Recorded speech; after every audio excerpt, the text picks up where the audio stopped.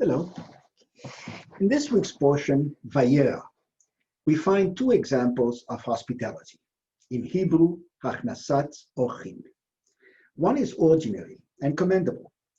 The other is extraordinary and shocking. Let's examine both and ask ourselves, what are the limits of hospitality? First, let's consider Abraham's hospitality. It was ordinary and commendable. The Torah says, quote, "The Lord appeared to Abraham by the terebinths of Mamre. He was sitting at the entrance of the tent as the day grew hot. Looking up, he saw three men standing near him. As soon as he saw them, he ran from the entrance of the tents to greet them, and bowing to the ground, he said, 'Lord, if I have found favor in your sight, please do not pass from your servants. Let a little water be brought. Bathe your feet and recline under the tree. And let me fetch a morsel of bread that you may refresh yourselves, then go on.' They replied, 'Do as you have said.'" Unquote. Second, let's consider Lot's hospitality. It was extraordinary and shocking. The Torah says, quote, "The two angels arrived in Sodom in the evening. When Lot saw them, he rose to greet them, and bowing low with his face to the ground, he said, 'Please, my lords, turn aside to your servant's house to spend the night, and bathe your feet, that you may be on your way early.' But they said, 'No, we will spend the night in the square.' But he urged them strongly, so they turned his way and entered his house. He prepared a feast for them and baked unleavened bread, and they ate. They had not yet lain down when all the townspeople gathered about the house. And they shouted to Lot and said to him, 'Where are the men who came to you tonight? Bring them out to us, that we may be intimate with them.' So Lot went out to them to the entrance, shut the door behind him, and said, 'I beg you, my friends, do not commit such a wrong. Look, I have two daughters who have not known a man. Let me bring them out to you, and you may do to them as you please. But do not do anything to these men, since they have come under the shelter of my roof.'" Unquote. We first know that these were applications of the law of the desert. Always be extra welcoming to travelers and to those in need. The visitors were total strangers. Abraham and Lot did not know them and did not know their business. They certainly didn't know that they were angels or emissaries of God. Yet they offered them rest, wash, food, and water. Remember that Abraham was sick and recovering from his circumcision. Still, he did his duty. As the Ramban, Nachmanides, points out, Lot's visitors at first refused his hospitality so as to make him insist and thereby increase his merit. By the way, why did Lot offer the visitors unleavened bread? The Midrash says it's because it was Passover, and traditionally the patriarchs observed the Torah before it was revealed. There are many examples of hospitality in the Bible. In general terms, the Torah says, quote, "You shall love the stranger, ve'ahavtem et hager." The Talmud tells us that this injunction is repeated 36 times in the Torah. Also, the visitors must be treated the same as the natives. Quote, "There shall be one law for the citizen and for the stranger who dwells among you." We read that the wicked Laban lavishly welcomes Abraham's servant while his sister Rebekah takes care of his camels. So even the wicked are hospitable. In the book of Judges, Manoah, Samson's father, insists that the visiting angel stay with him. Quote, "Manoah said to the angel of the Lord, 'Let us detain you and prepare a kid for you.' But the angel of the Lord said to Manoah, 'If you detain me, I shall not eat your food. And if you present a burnt offering, offer it to the Lord.' For Manoah did not know that he was an angel of the Lord." Unquote. Lot's example in our portion is found elsewhere in the book of Judges. Quote, "While they were enjoying themselves, the men of the Benjaminite town of Gibeah, a depraved lot, had gathered about the house and were pounding on the door. They called to the aged owner of the house, Bring out the man who has come into your house so that we may be intimate with him. The owner of the house went out and said to them, Please, my friends, do not commit such a wrong. Since this man has entered my house, do not perpetrate this outrage. Look, here's my virgin daughter and also my concubine.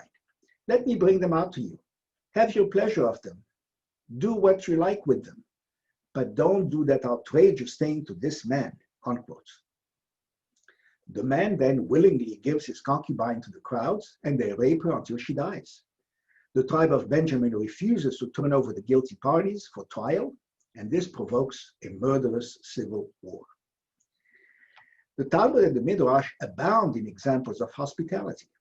Tractate Shabbat said, quote, Rav Yehuda ben Sheila said that Rabbi Asi said that Rabbi Yohanan said, there are 6 matters for which a person enjoys the profits in this world, while the principle remains for him for the world to come.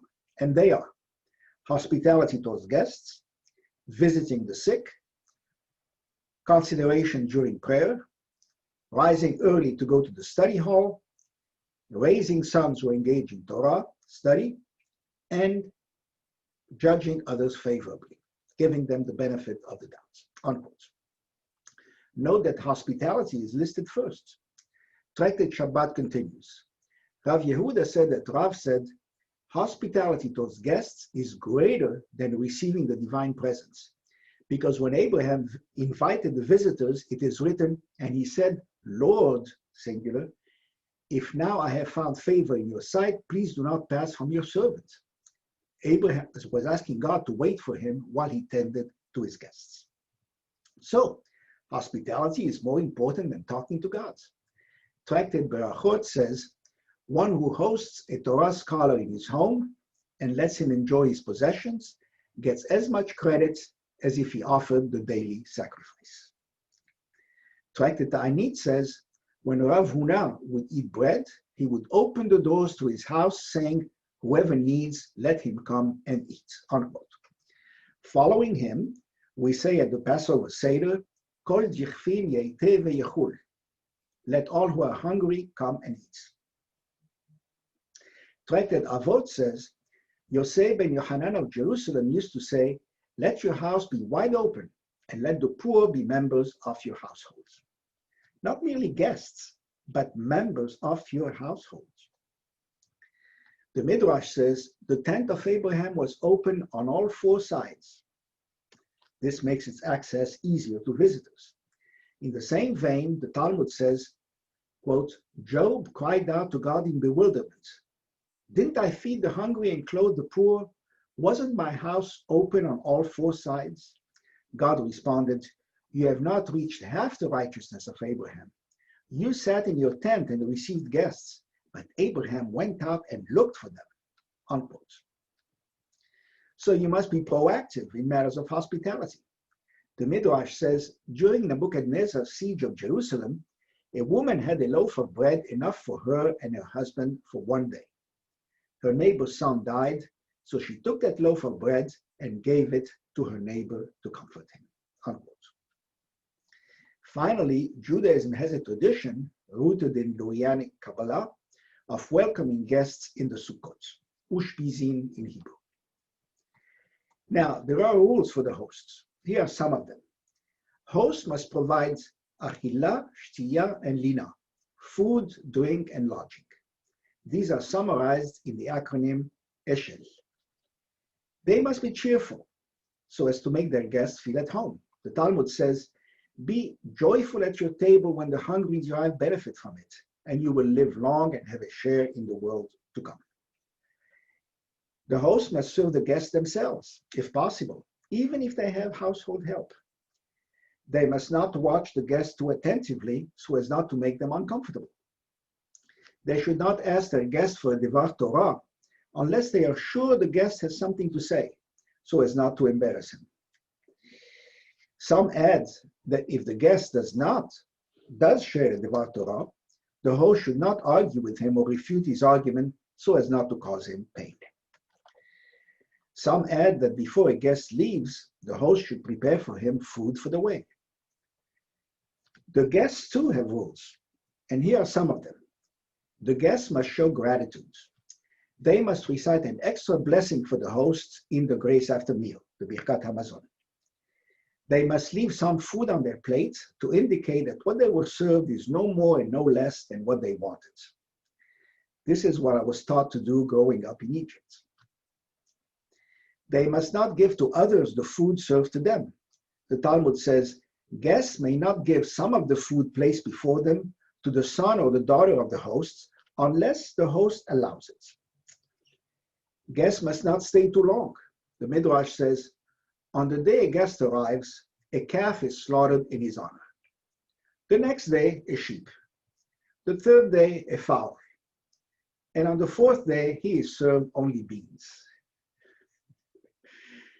As Benjamin Franklin said, guests, like fish, begin to smell after 3 days.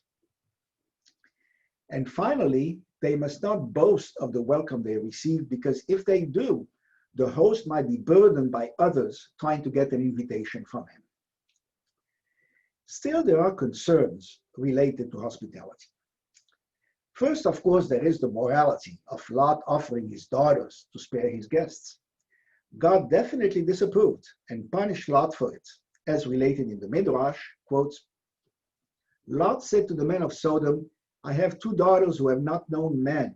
Let me, I pray you, bring them out to you. Normally, a man would prefer to undergo death for the sake of his daughter or his wife. Indeed, he will willingly kill or be killed for their sake. But this man was willing to allow his daughters to be abused by men. The Holy One, blessed be he, said to him, buy your life, keep your daughters for yourself, unquote. This, of course, refers to Lot's daughters later inciting him to commit incest with them. Second, there may be concerns about priorities, especially when food is offered to guests by hosts who don't have enough for their own family. Third, guests can cause strains in the family. The wife may be less eager for guests than the husband, because guests mean more work for her, such as cooking and cleaning. The children may not appreciate having to give up their beds for the guests, etc. The Talmud says, quotes, a man recognizes the character of her guests more than a man does, and a woman is stingier with guests than a man. The latter comment was prompted by Sarah wanting to use ordinary flour for the guests and Abraham having to persuade her to use fine flour. Finally, some guests may cause security concerns. Letting strangers in may result in harm or damage. This point is very relevant in today's society, yet does not seem to be a concern among the sages. Traditional communities are particularly hospitable to unknown Jewish visitors on Shabbat or the holy days. Some do say that if a loss or some damage results from hosting a particular guest, you are not obligated to host him. I assume it means you're not obligated to host him again, because you don't know beforehand whether a certain guest will be problematic or not. I did not find even a simple just be careful in the sources. So I will add it here. Be very hospitable, but be careful. Shabbat Shalom.